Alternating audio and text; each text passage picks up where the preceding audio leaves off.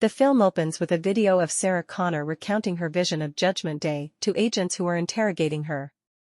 She grows increasingly enraged as she yells about how she knows when the world is going to end. We then see Skynet Terminators ravaging a beach in the midst of an ongoing war. However, Sarah's voiceover states that she stopped this future from happening, and therefore prevented the rise of Skynet. She and her son John are living in Guatemala in 1998. As they are enjoying time together at a bar, AT-800 arrives and blasts John in the chest. Sarah shoots at him and tries to stop him, but she is too late, and John is gone. Sarah cradles her son's body in agony. 22 years later in Mexico, a couple watches as something teleports from the future.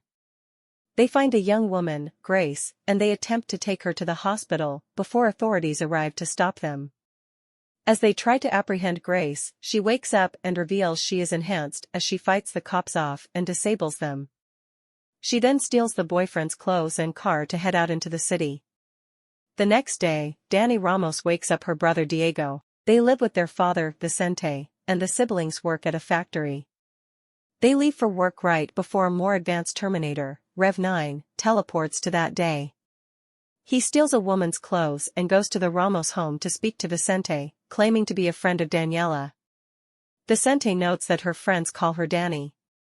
Rev 9 then goes to the factory disguised as Vicente, while Grace is also there pretending to be a worker.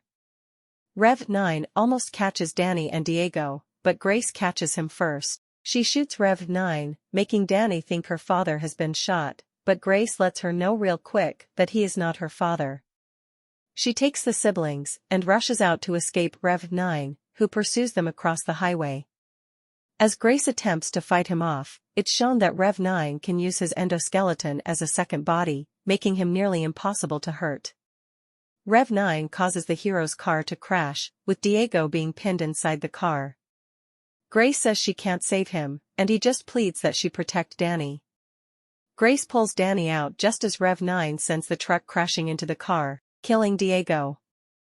Before he can finish off Grace and Dani, Sarah arrives with an RPG and other explosives to hold the machine off long enough for her to get Grace and Dani out of there. Grace tries to drive away with Dani, but she starts to grow weaker due to her metabolism not working right. This causes her to almost crash the car until Dani helps steer them to safety. She attempts to get away from Grace and go to the police until Grace warns her that the police won't help her, and Rev 9 will find her quicker that way. They run to get supplies and medicine and are found by Sarah again. She takes the ladies to a motel so that they can explain their situations. Sarah confirms to Dani that her father is dead, leaving her without any family. As Grace lies unconscious, we see a flashback of her as a soldier in combat during a future battle. Deadlier and more powerful Terminators are ravaging human soldiers, and Grace, while managing to put up a good fight, is severely injured, and so she volunteers herself for augmentations. Grace wakes up to find Sarah pointing a gun at her, but Grace turns the tables on her. With Dani listening, Grace explains her enhancements and that she came from the year 2042. Sarah explains her history with the Terminators and how she and John stopped Skynet, but it is clear that they didn't prevent the bad future from happening differently. All Sarah has is the drive to hunt Terminators while also drinking to block out the pain from losing John. The three continue driving to get further from Rev 9. Grace says that there is a different corporation, Legion, manufacturing the new Terminators like Rev 9. Sarah mentions that she found the two of them because she receives messages with coordinates to find Terminators, all ending with "for John." The ladies end up going near the US-Mexico border as they get closer to the source of the messages. Meanwhile, Rev 9 tracks them after slaughtering a group of guards and hacking into a surveillance system. The trio ride a train at night with other migrants. Dani asks Grace about her past, and she explains how things began to turn dangerous as a child once Legion rose to power. Within 3 days, the whole world was at war after the plan to contain Legion failed.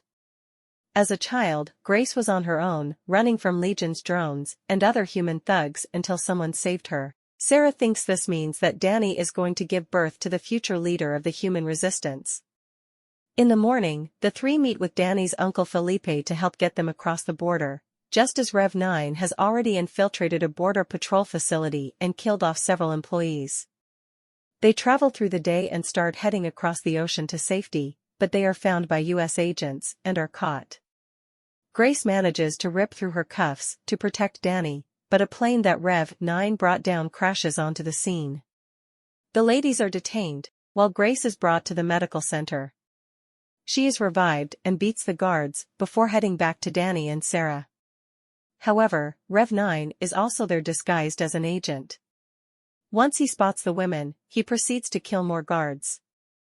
People begin running in a mass panic. The trio run outside to get onto a helicopter.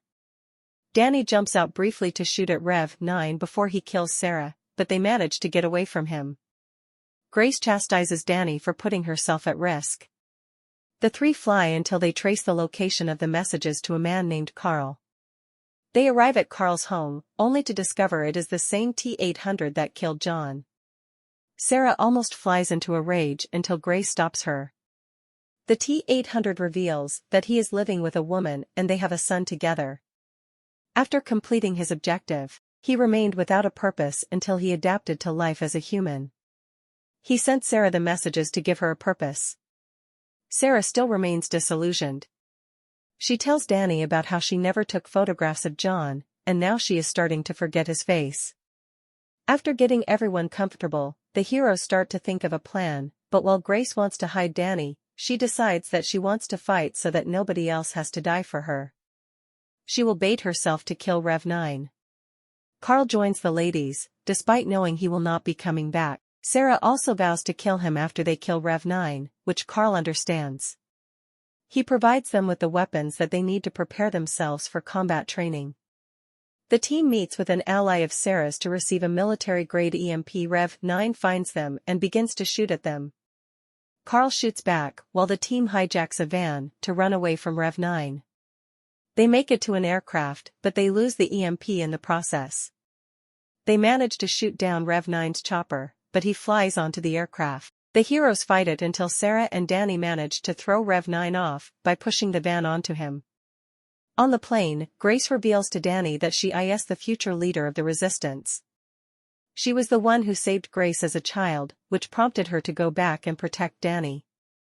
By then, Danny grew into a strong leader that inspired her people to fight and not accept that future as their fate. Sarah realizes Danny is who John would have become, and it inspires her to fight back even more.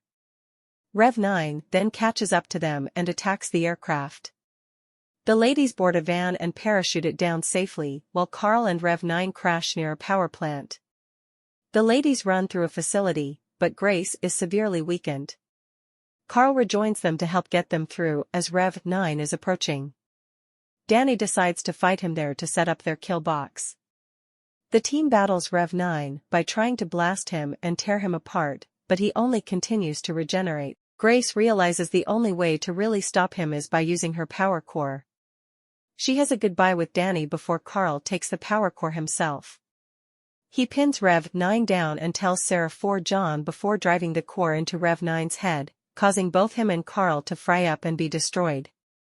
Danny later joins Sarah on their journey. They find a schoolyard where a child Grace is playing.